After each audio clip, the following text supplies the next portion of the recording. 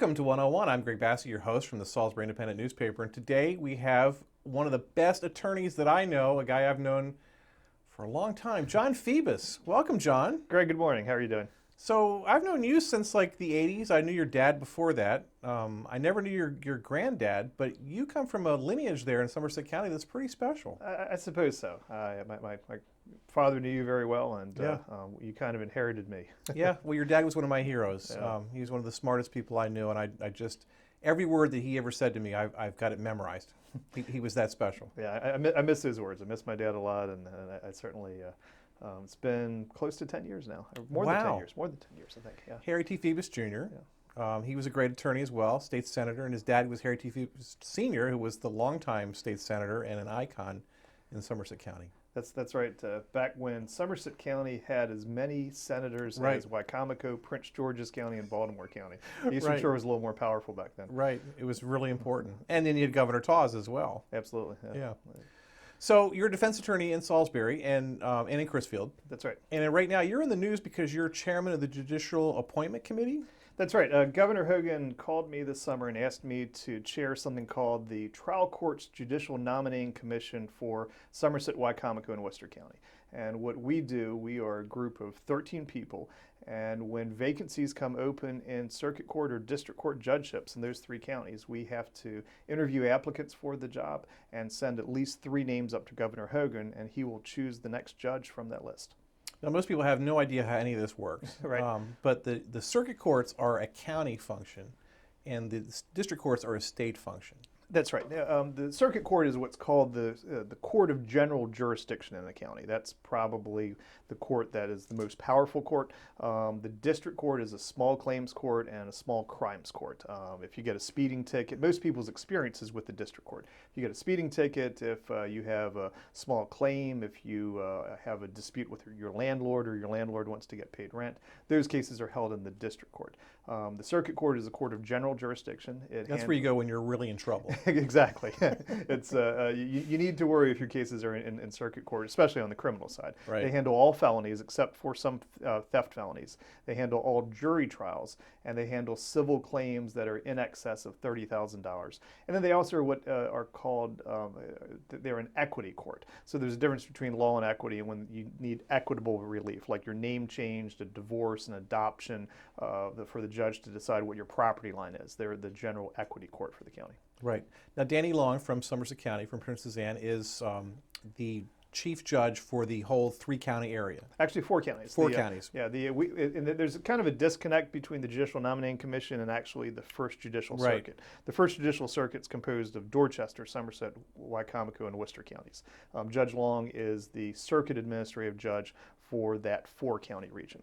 And Judge Jimmy Sarbanes is the new administrative judge for Wicomico County? He is. Okay. And in fact, it's on the Wicomico County Court that we're about to fill the vacancy. Right. And this is Judge Newt Jackson, who's retiring. Right. The judges like to say, with some amount of humor, that when they reach the age of 70, they reach the age of constitutional senility. Right, but they still hear cases. That's what drives me crazy. Hot Dog Simpkins was almost incoherent at the end, and he was still, sorry, Hot Dog, was still hearing cases, to my great amusement. And to everyone's great amusement. Appearing in front of Hot Dog Simpkins was a pleasure for most trial attorneys in the area. He was filled with humor and good Eastern Shore common sense. But you're right, Hot Dog sat until well into his late 80s. Yeah. Once you reach age 70, you have to make way for a new judge. But then those judges are all subject to recall. Sometimes the judges will take themselves out of rotation if they just don't feel like doing it anymore. Some judges never come back. Judge Dick Warren, when he retired, I went to his retirement dinner. Another hero of mine. At the Hebron Fire Department, and he said, "Sayonara, I'll see you all later." And he's been fishing ever since. And it's what each judge chooses to do.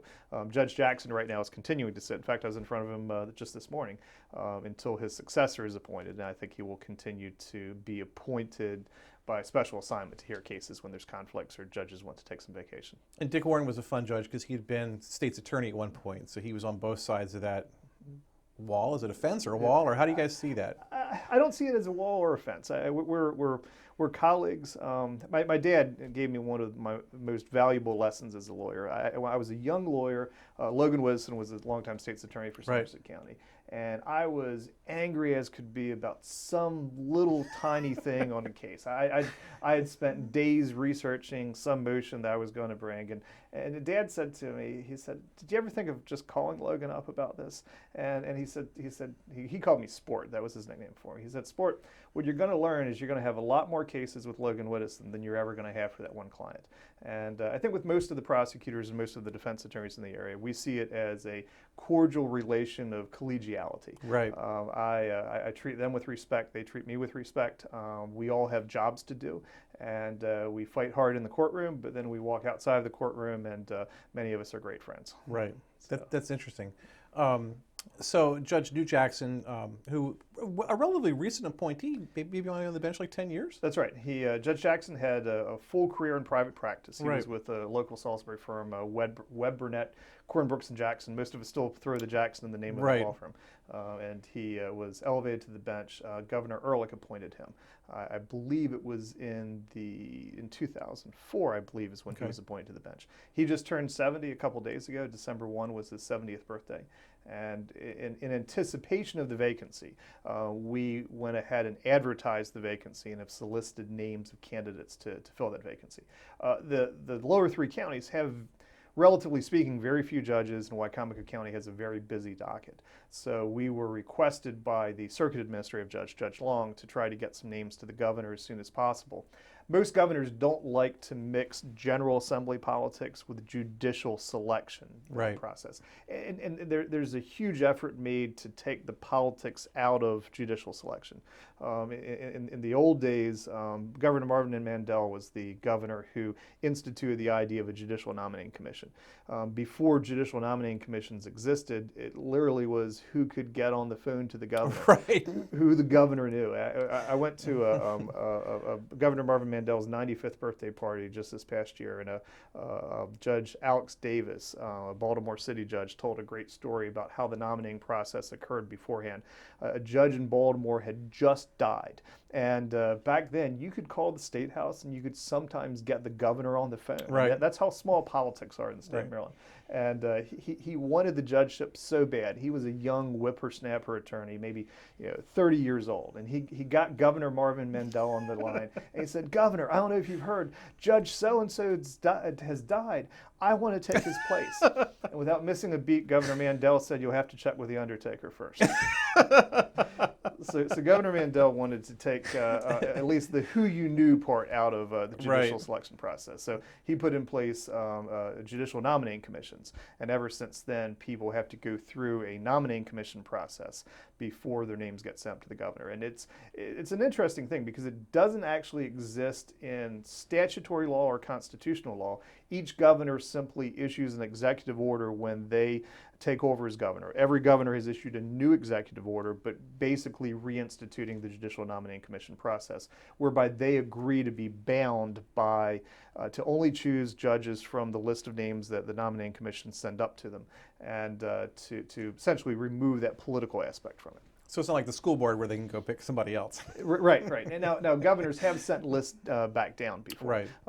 Very, very famously, there was a judge that the governor wanted to appoint, not this governor, a previous governor, and the nominating commission kept sending up the list that didn't have that candidate's name on it, and the list kept getting sent back. I remember when I was a teenager in college, there was a controversy in Worcester County, where Harry Hughes appointed someone from the Upper Shore who had retired to the Worcester County area to be the judge. And I remember old man Ray Coates ran against him in the election, charging that the appointment was a bad appointment. Right, and the appointments we'll make to the circuit court will be tested at not the next general election, but the November 2018 general election. Right.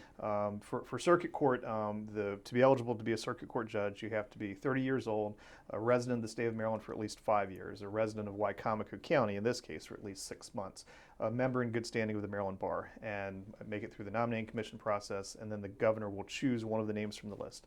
That person will serve until the next election that is at least 1 year after their date of appointment. Right. So that means that this judge won't stand for election in the presidential election next year, but will stand for election in the gubernatorial election in 2018. Right. I think the idea is to give them at least some incumbency, so you don't get appointed to the bench, then all of a sudden have to defend your seat at the Right. polls. And we saw that happen here recently with Jimmy Sarbanes being challenged by MJ Caldwell. That's right. That's right. And probably for Wicomico County, one of the first contested elections in recent memory. I know when I started practicing law, there had been a contested election, I think within the decade before. I forget who ran against whom. Yeah, I don't remember one.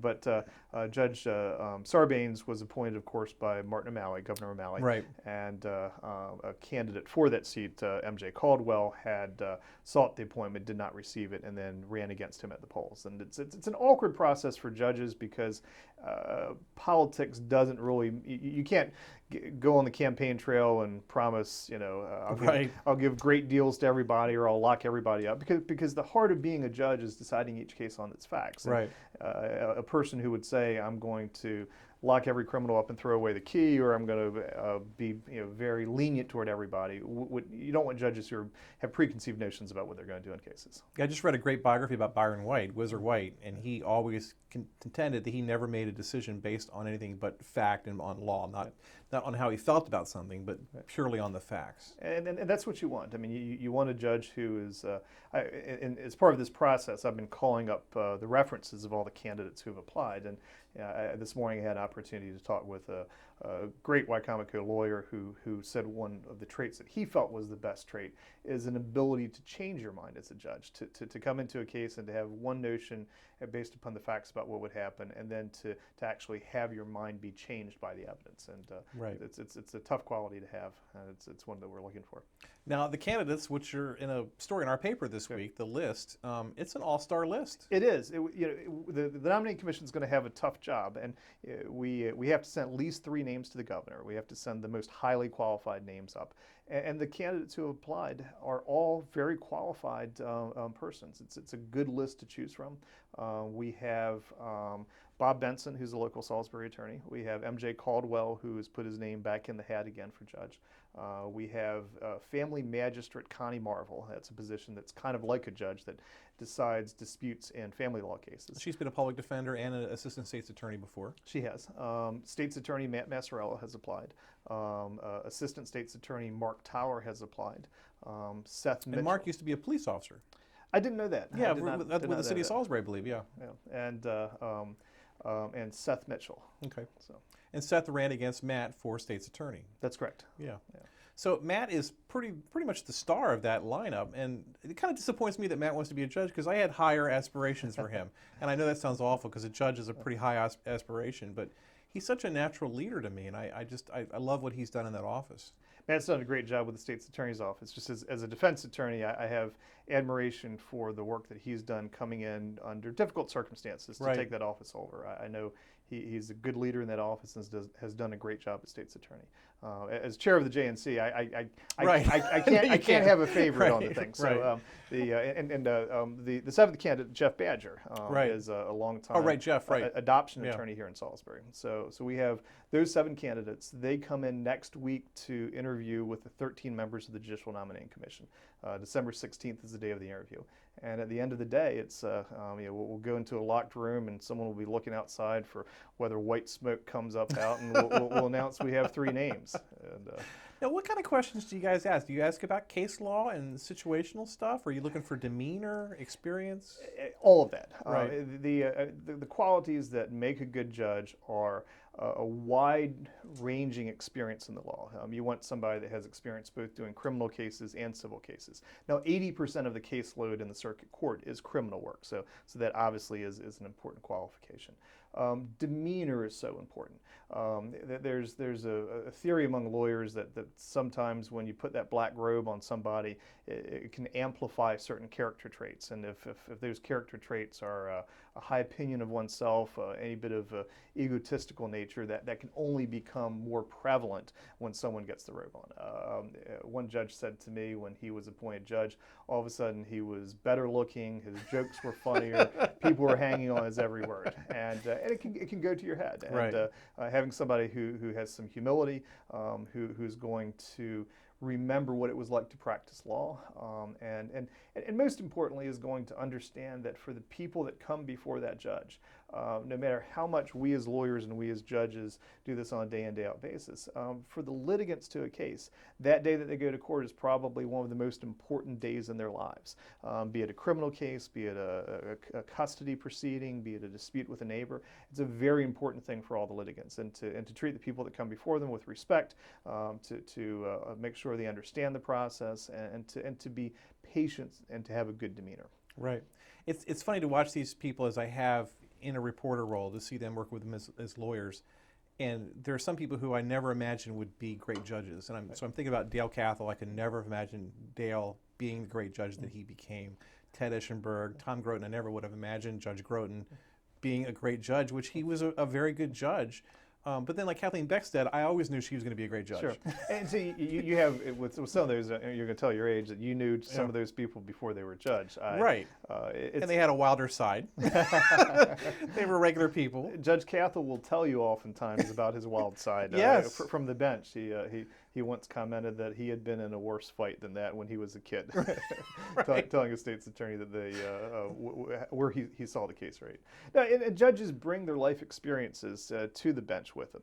We tell juries when they have to decide a case, you don't have to check your common sense at the door. And we have a great tradition on the Eastern Shore of judges who brought a very real Eastern Shore values, common sense to the bench with them. Many of those judges that you speak of are judges who have done that. Danny Long was always going to be a great judge. He is, and we will be replacing, at least in 2 years, some of those judges that you've mentioned. One of the amazing opportunities that Governor Hogan is going to have is to have probably a greater impact on the First Judicial Circuit, the lower 3 counties of the Eastern Shore, than any governor in history. There are 8 judges that sit in Somerset, Worcester, and Wicomico counties. There's 1 judge in Somerset. There are 4 judges in Wicomico County, and there are 3 judges in Worcester County. Under Governor Hogan's watch, during the next 4 years, at least 4 of those judges will reach mandatory retirement age. We have Judge Jackson as the first one in Wicomico County, and then 2 years from now, Judge Groton, Judge Bloxham in Worcester County, and Judge Long will reach mandatory retirement age. Wow. So our commission will send up names to Governor Hogan, from which he will single-handedly replace 50% of the judiciary here on the Lower Eastern Shore. Who's the best judge you ever saw? Probably, there are 2. I would say it's a tie between Danny Long and Don Davis. Danny Long, as a judge, has the ability to sentence somebody to 20 years in prison and have the person walk out of the courtroom thanking the judge for giving him the maximum sentence and for treating him so well. And He's got an oh shucks kind of way about him. He does, but it's also how he treats people. And he's a great example of a judge that, even at a person's worst moment, when they're about to get literally the book thrown at him. And Judge Long is not known as being a lenient judge whatsoever.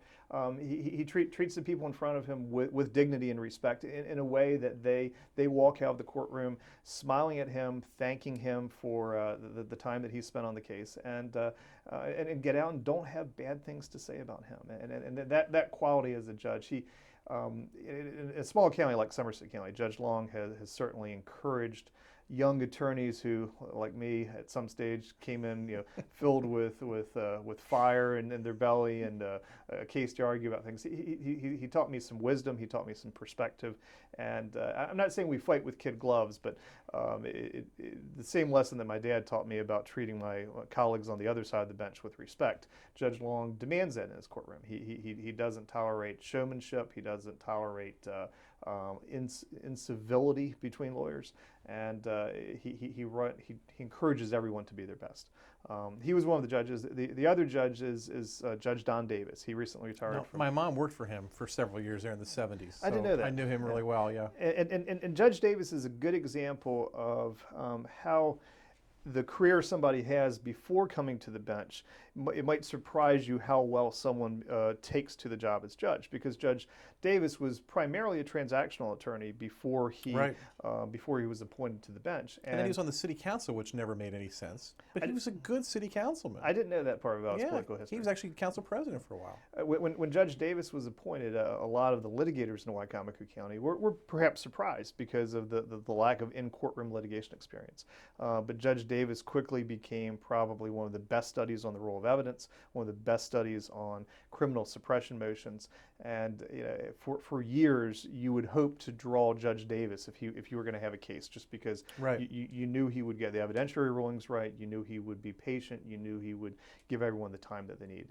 As lawyers, a lot of times, what we're looking for in judges are judges that are going to let the lawyers try their case.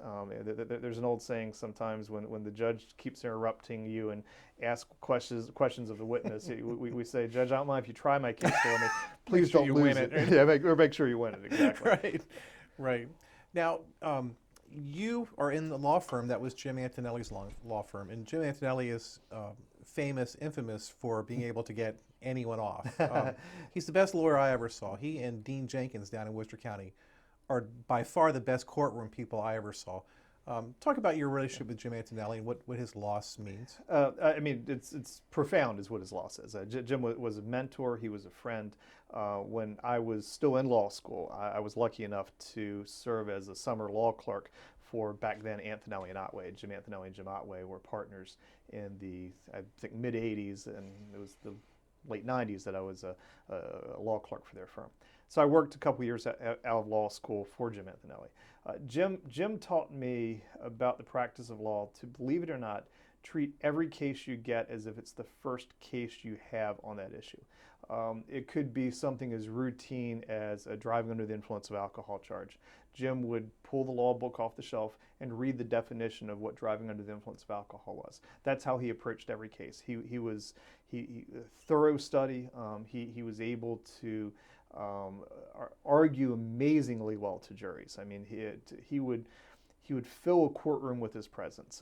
Jim was a slim person, but his voice and his just disposition just would take over a room when he was in there. There was no doubt if you were in court and Jim was trying a case that everybody would be hanging on his every word. And after I left to go on my own, probably, I think, shortly after my father died in 2000 or 2001, I opened an office down in Crisfield. It was almost as if I never stopped practicing law with Jim Antonelli. We used to joke that we were the law firm without borders, because we talked to each other 4 or 5 times a week. He was the person you could always turn to if you had questions on cases. He always knew the right thing to do, and the difficult situations to handle. You know, as lawyers, we're entrusted with our clients' greatest secrets. We often have ethical issues that come up. What should we do on a case? What should we do in this situation? Jim, for years, served on the Attorney Grievance Commission Peer Review Commission and provided ethical advice to lawyers, and in some cases discipline to lawyers who didn't follow the rules. So his wealth of experience there was just tremendous. In 2014, we formed a partnership. Our firm is Antonelli, Phoebus, and Hickman. Former Somerset County State's Attorney Christy Hickman practices law with us, and I was fortunate enough toward the end of not only his career but his life to be partners with the person who taught me a credible amount of what I know about the practice of law. And you're with him through his illness too. I was, and Jim was one of those people that he cared more about everybody else. He would always reflect back on the people asking how they were. You would go see him. Jim had pancreatic cancer and survived longer than most. Way longer, yeah. With that diagnosis. Yeah. There's 2 kinds of pancreatic cancer: the kind that kills you in 6 months and the kind that kills you in a few years. And I'm not sure if you can ever say you're fortunate to have one versus the other. But Jim always cared how everybody else was doing. Didn't want attention to be given to himself. Cared tremendously for his family, for his friends, for his colleagues. On his death, it became apparent just how many lives he had touched here, not just in the Salisbury community, but on the broader Eastern Shore community. I wasn't the only lawyer that looked to Jim to be a mentor. The number of young lawyers, old lawyers in Salisbury, who would come tell stories about, they had the same sort of issue in their practice, and Jim knew just the thing to do. And he had so many people under his wing. I think he has left a great mark on the Wicomico County Bar for the number of lawyers he's positively influenced. Right. We are able to track the stories that appear on our website, how many people access them. and it's by far the largest story that we've had this year, over 100,000 page views Wow. of the story of his passing. So it went viral. He certainly had an effect on a lot of people. He did, and Jim had he had a great career as a lawyer. I just feel very fortunate for both the associateship I had with him and the partnership I had with him late in life, and more importantly than the business side, the friendship and him serving as a mentor to me. Right. Now you took a stab at politics. I did. I like to say A I little got family pressure, probably. I got it. got politics out of my system. Is it out of your system? It is. It is. When Christy Hickman came to practice law with me together, And as my she's partner, a dynamo. She is. We joke that part of our partnership agreement is that I will not run for office for the next 10 years. And so to all the people who are wondering what I'm going to run for, the answer is nothing. Nothing. I'm focused on the practice of law. Yes, when Paige Elmore passed away and there was an open seat for the House of Delegates, I threw my hat in the ring. Don't regret it one bit. Had a great time doing it. Enjoyed meeting a lot of people out there. The Eastern Shore had 4 great people that ran for that spot, and it was a tightly contested election. And I'm glad I tried for it, and again, glad I got it out of my system. Do you want to be a judge someday? In fact, when Governor Hogan asked me to chair the Judicial Nominating Commission, that was one of the questions that was posed to all of the members of the Judicial Nominating Commission. Have to not pledge. We are disqualified from being considered as a judge in the next 4 years. With the seat coming open in Somerset County, I'm a Somerset County resident. Right. I have an office in Salisbury and Crisfield. I decided to take a pass on a circuit court judgeship in a county that only has 1 circuit court judge. So Right. For the foreseeable future, I don't. I'm self-reflective to know enough about myself to know that I don't yet have the patience and perhaps the wisdom to do a good job at that. I like being a litigant. I like being representing one side, and judges have to sit back and call balls and strikes. It's a very important role that judges have. I still enjoy kind of being on one side of the thing and advocating. Being a judge also does limit your public role.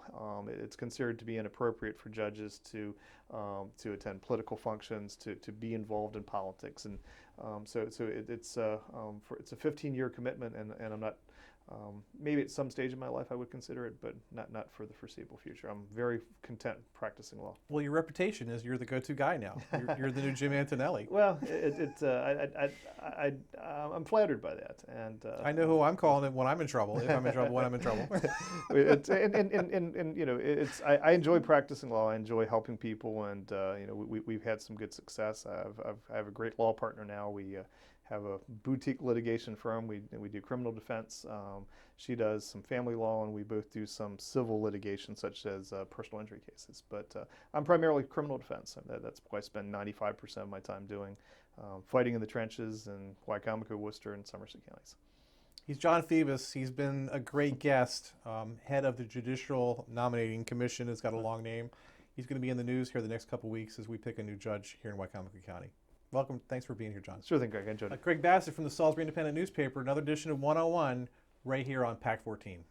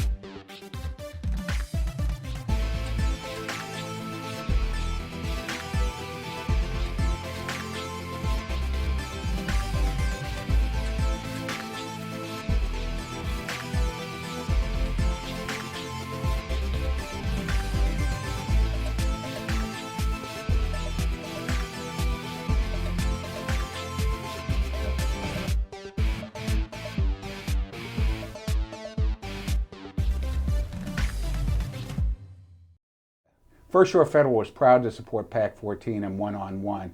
We'd encourage every business to support PAC 14 and pick a program and support it, and let's make a difference.